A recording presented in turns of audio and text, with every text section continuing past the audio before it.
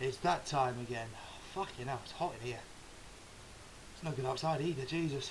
It's another Barclays Premier League preview with a huge twist. I put it out there for years. I said there's going to be a bit of a twist because this is going to be a completely different preview to anything I've done before. Why? Well, you're about to find out. So, going up first. So, 3 o'clock, Sunderland vs Chelsea. I'm going. Mini-man's going. Oh man, it's going to be a tight one. It's going to be a tight one. I think Sunderland have the edge this one, physically and psychologically here. Chelsea, they threw everything at Spurs on Monday. Every fucking thing at Spurs. And to be honest, I don't think... I'd be surprised if they've completely recovered. I really will be quite surprised if they've completely recovered from it. So, you know, going into this one... we're both coming into it off the back of draws. More so Chelsea because they played that late on Monday. No training Tuesday. Wednesday, Thursday training. As for today, be a Friday, I don't know. They might be in for light training, then travel up, or light training, then maybe travel up tomorrow morning. But I can't see that happening. I can maybe see them travelling tonight. Whereas Sunderland obviously have a bit of an edge. They've been training all week. You know, the fitness will be back, the mentality, they'll be in the right place. And the reason why I'm wearing this rather tatty looking Sunderland shirt is because there's a name on the back of it, and that name is something the likes of Catamol and Villa, even Kirchhoff, should really need to emulate for these last 3 games, because it's in our hands. You know, anyone likes it or not, it's in our fucking hands. If we win all 3, we're safe, guaranteed, without a shadow of a doubt. So yeah, I just think this is going to be mostly a midfield battle. Chelsea are going to look to hold the ball a lot more, but I don't think we're going to give them time on the ball. We're going to be pressing them constantly. We're going to wear them down, because they're going to wear down a lot quicker than what we have, given the likes of the effort. I've got to say, it's a fantastic effort that they had to put in on Monday. You know, to ask them to dig deeper than that, it's going to be impossible, because they're going to be fucking exhausted for maybe about the last half hour of the game, I dare bet. So, the key man, who's going to be the man to watch? It's going to be Jan Kirchhoff, controlling that midfield, protecting the defence. He's going to be the key one to watch. He's going to be the one trying to set things up. I can see it happening. I really can see it happening. Who's going to be the... yes, the Bellend. Well, I was right with the Bellend for the last one. You know, it was the referee, wasn't it? But,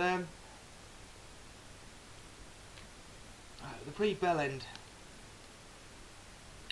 It's probably not the Chelsea team, but the lack of fitness that they're going to have. Which is, no thanks, not their fault, you know. Stupid fucking fixtures. You know, the way Sky Sports want everything, you know, fuck it, but you know. So I think that's probably going to be the actual bell end of the match that's going to ruin it, is the whole Chelsea fitness side of things. I can't see them all lasting for a full, solid 90 minutes. I'd be surprised if they get to 70 minutes. So, but moving on. So, Norwich and Man United, early kick-off. Norwich, well, since we trounced them, they've had a bit of a downward spiral, haven't they? I think they're down and out now, to be honest with you, even though they've got a game in hand against Newcastle. Man United, they are gunning for that Champions League spot. They really want it. So, it's going to be interesting. It really will be interesting to see. By the way, there's a reason why I've left the predictions out. I'll leave that right at the end. So, yes. But for this one, I'm going to say Man United, they're going to run away with this 3-0. Wouldn't surprise if Martial scores. So moving on to Aston Villa versus Newcastle. Well, everyone's lining this up, giving Newcastle odds of 1-2. They think, oh, what, £2 rush to get a quick back, really? You know, and everyone's saying, oh, they're bang on, they're going to get the result. They're going to ask for, you know, they're going to want revenge. Yeah, who's going to want to drag you down with them? Villa have scored 4 goals in the last 2 games. You cannot be arguing with that statistic. You really can't be arguing with that. Okay, they haven't defended that well. They've been defending better, but I can't see Newcastle winning. And I'm not saying that because I'm a Sunderland fan, because I think Newcastle, they're going to go there, they're going to expect to win. You know, they're going to go there thinking they can steamroller, just gradually work their way through and just score goal after goal. I can't see that happening because Aston Villa, they've had a resilience to them the last few games that, quite frankly, the spineless bastards have never had all fucking season. So the last few games have shown they've got a bit of backbone and they're fighting, even though they are relegated. And Newcastle fans, I'm sure I'd have to remind you about QPR last season, do I? Who was already relegated?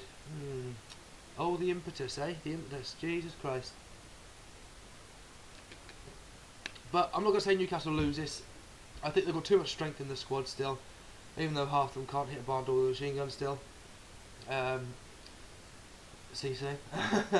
Tell you what, thank fuck he fucked off to Newcastle and didn't actually come to Sunderland. Jesus Christ. Yeah, so I'm going to say this one, it's going to be a score draw, but I'm going to say 1-1. I think Villa just hold them at bay, just. Only because Newcastle will be expecting to walk into an easy victory. And that brings me on to Leicester City. Well, congratulations, Leicester, winning the Premier League. Albeit half your squad will be suspended by the end of the season, the way you keep going. But yeah, so congratulations on winning the league. Your song choice is rather shit as well, about cheating. Actually, it kind of coincides, really, doesn't it? All these players getting suspended. But yeah, so big thumbs up. You've given the fucking Big Four a big reality check as well. You threw that spanner in the works, so good on you. But we're going to go to the Championship. We're going down a league, Middlesbrough. All they need to do is draw against Bolton. Now, I'm just going to have a quick check. I believe Middlesbrough are at home as well. I'll wait for the app to load up. Fixtures. Yes, Middlesbrough are at home.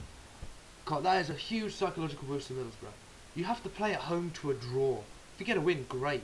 You know, I can't see Burnley losing to Charlton, so Burnley, I think, this weekend. And to be honest, with the way goal difference is, Burnley only need a point. They'll only really need a point, you know, unless Borough can, of course, you know, score fucking 3 goals. Yeah, 3 goals. Big ask, you know. So Burnley will only really need a point to wrap that up, unless Borough do actually somehow thump Brighton. But play to a draw, and you guarantee promotion after 2 fucking seasons that you've thrown away before. You know, and it's about time. You've had the right structure. Money has been tight at times, yes, but credit where credit's due. You've gone around that, and you're finally showing your worth. You've restructured the club, and you've waited a few years. You know, well, a fair few years, but you've waited a few years to bring the club back up to that level. You haven't gone all out to try and gain promotion like that back to back. You know, down then up again sort of thing, you know. So I'll be keeping my fingers crossed for Borough. So going back to the Sunderland prediction, the reason why I've left this to last, I've been reading Paul Merson on his predictions that he does for Sky Sports, and the whole fitness side of things, the work rate that Chelsea put in, you know, obviously it was common sense, you know, it was common sense before I even read it. Paul Merson picked up on that as well, so we're thinking, you know, I'm actually sat here thinking, fuck it, yo, I actually agree with Paul Merson for a fucking change. He said the same thing about the whole Villa thing as well, exactly what I was thinking, you know. So I'm going to agree with his scoreline here, his prediction. I'm going to say 2-1, and I think Defoe's going to get both goals. Because let's face it, Chelsea defence has been rather hit and miss, and with the way their form's been going, they are, go by the form, it's a miss. So yeah, there we go. So that's my prediction. It's going to be interesting. Let's keep fingers crossed for Borough, everyone. You know, they've deserved it, they've waited a long time, and let's just hope that we go above Newcastle, win our game in hand, and relegate the bastards. Because that would be fantastic. Oh, you never know. Let me know what your predictions are. Leave a comment below. Don't forget, if you haven't subscribed, you know where that button is. Press the button, and I'll see you all. By the way, I'm going to the match as well, so it's going to be a little late for the final whistle. There will be a final whistle. Don't worry about that. Be a little later. I'll see you all for the final whistle. Lorex Sana. That's the name on the shirt.